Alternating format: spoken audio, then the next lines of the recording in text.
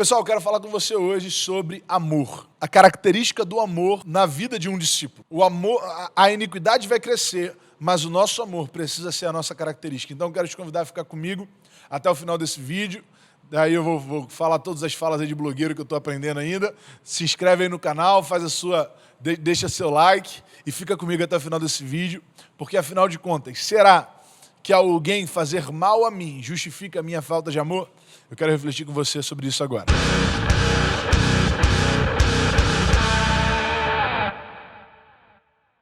Vamos lá, eu quero conversar um pouco com você hoje sobre um texto que é muito conhecido de todos nós e que ele passa uma verdade para a gente que ela, às vezes, fica meio despercebida.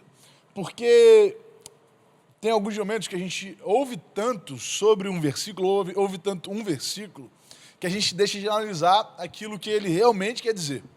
Hoje, eu não tenho dúvidas de que a gente está vivendo um dos tempos mais próximos da volta do retorno de Jesus. Na sua primeira vinda, a primeira vinda de Cristo ao mundo, né, foi um momento exato que a gente chama, alguns chamam da plenitude dos tempos, né, que foi um encontro de necessidades para que o reino de Deus, para que a notícia do nascimento, ministério, morte e ressurreição de Jesus fossem propagados de uma maneira mais fácil. Quais foram os dois fatores que facilitaram que essa notícia ser propagada? Primeiro foi o Império Romano, né, que era um império que tinha uma capacidade logística muito boa. Era um império que tinha muita facilidade e investia na criação de estradas, né? E a gente vê alguns ditados até ligados a isso, né? Que quem tem boca vai a Roma, que por todo caminho a gente chega a Roma. Então, isso por quê? Porque realmente o Império Romano tinha facilidade, tinha esse cuidado de investir em estradas. Então houve uma facilidade de trânsito naquela época e houve também uma facilidade por causa da língua, né? Um império, se eu posso falar assim, um império intelectual da Grécia na época, onde todo mundo tinha que falar grego, né? Todo mundo tinha que falar grego. Era algo maior do que a gente vive hoje. A gente chega próximo, assim, com os Estados Unidos, né? Onde muitas pessoas falam inglês e alguns consideram o inglês como uma língua universal. Antigamente, nesse período de Jesus, o grego era uma língua comum, né? Ainda que fosse o grego mais básico, que a gente chama de grego comum mesmo, né? Grego koiné, ela era difundida no meio de todos. Então, tudo isso facilitou com que a notícia do nascimento, ministério, morte e ressurreição de Jesus fosse propagada. Por que eu falo que a gente vive um momento muito próximo da vinda de Jesus? Porque, cara, a gente nunca teve tanta facilidade de anunciar o Evangelho, né? Eu estou falando aqui com você através desse vídeo, eu não sei até onde esse vídeo pode chegar e em quanto tempo ele pode chegar do outro lado do mundo. Uma notícia que acontece lá chega aqui muito rápido. Um vírus que nasce na China chega aqui em Alcântara com rapidez, né? Justamente por causa disso tudo. Eu estou falando para você que Jesus vai voltar amanhã? Não. Estou falando que Jesus vai voltar mês que vem? Não. Ano que vem? Década que vem? Não estou falando nada disso.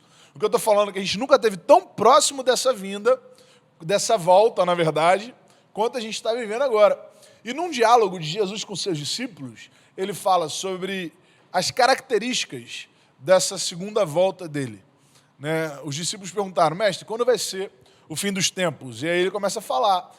Ele começa um sermão escatológico, nos capítulos 24 e 25 de Mateus. E ele começa a falar que vai ter guerra, rumor de guerra, fome, terremoto, epidemia e também, e aí eu quero falar com você, também falta de amor. Nesse último ponto, a gente se confunde um pouco. Porque quando a gente lê o texto, dá a impressão de que Deus está falando que o problema de falta de amor seria um problema que aconteceria na sociedade, que a sociedade viveria um período de falta de amor, mas não é isso que Jesus está falando aqui. Jesus está falando sobre os discípulos, está falando para os discípulos e sobre os discípulos, dizendo sobre coisas que aconteceriam com eles. Por exemplo, eles seriam odiados, eles seriam enganados por falsos profetas e eles também teriam o seu amor esfriado. E aí eu quero ler com você, Mateus capítulo 24, verso 12, que é quando Jesus fala isso. É um texto muito conhecido e a gente às vezes entende errado sobre ele. Diz assim: e por se multiplicar a iniquidade, o amor de muitos esfriará. Ou seja, por se multiplicar a maldade dentro da sociedade, a gente veria como justificativa esse acontecimento para a nossa falta de amor. Sabe, quando a gente sente alívio por saber que alguém que assaltava lá no nosso bairro morreu. Então, é sobre isso que Jesus está falando. Por a maldade dentro da sociedade aumentar, nós como cristãos, nós como seguidores de Jesus, veremos uma justificativa para o crescimento, ou melhor, para o esfriamento do nosso amor. Né? A gente vai dizer, não, eu entendo ele ter morrido, ou ele ter sido assassinado, ou ele ter sofrido a consequência de um linchamento, ou ele ter sofrido a consequência de uma acusação, porque ele fez isso, isso e isso. As atitudes ruins da sociedade vão fazer o amor da igreja esfriar. É isso que Jesus está falando aqui. E isso está acontecendo com a gente. Isso está acontecendo com a gente. Só que a característica dos verdadeiros discípulos sempre vai ser o amor. Jesus, conversando também com seus discípulos, em João capítulo 13, fala assim: ó, um novo mandamento vos dou, que vos ameis uns aos outros, como eu vos amei a vós, que também vós, uns aos outros, vos amei. Nisto, olha só, olha o que Jesus está falando aqui. Nisto conhecerão que sois meus discípulos, se vos amardes uns aos outros. Ou seja, o mundo vai conhecer que nós somos discípulos de Jesus quando o amor dele se manifestar através de nós. Jesus está falando que a identidade dos verdadeiros discípulos vai ser que, embora o tempo passe, embora o aumento da maldade aconteça no meio da sociedade, a capacidade de amar ao próximo vai se manter dentro do coração dos discípulos. Eu sei que está crescendo a iniquidade, eu sei que o mundo está parecendo que está ficando cada vez pior, eu sei que as coisas estão mais difíceis, mas as circunstâncias não podem tirar de nós um amor que é a característica do reino. O amor ágape é aquilo que legisla o reino de Deus. Por quê? Porque isso está ligado ao que somos, não está ligado ao que fazemos. O amor é uma escolha, o amor é uma questão de caráter. Não tem a ver com circunstâncias, porque circunstâncias vão mudando, mas o amor precisa prevalecer. O aumento da iniquidade vai fazer o amor de alguns se esfriar, mas aqueles que verdadeiramente são seguidores de Jesus terão o seu amor como característica. Diante da perseguição, Jesus ensina aos seus discípulos a amarem aos seus perseguidores. Diante de uma ofensa, Jesus nos ensina a perdoar aquele que nos ofendeu. Por quê? E aí ele encerra, né? É o verso seguinte do texto que nós lemos.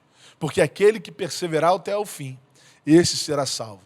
Será salvo porque amou? Não. Será salvo porque realmente foi alcançado por um amor que excede o entendimento. E isso faz ele amar ao próximo, independente das suas atitudes. Por isso eu quero te convidar, ainda que o crescimento da iniquidade tente esfriar o nosso amor, que o amor seja uma característica da sua vida, seja uma característica sua como discípulo, e que através disso a gente faça diferença no meio desse povo.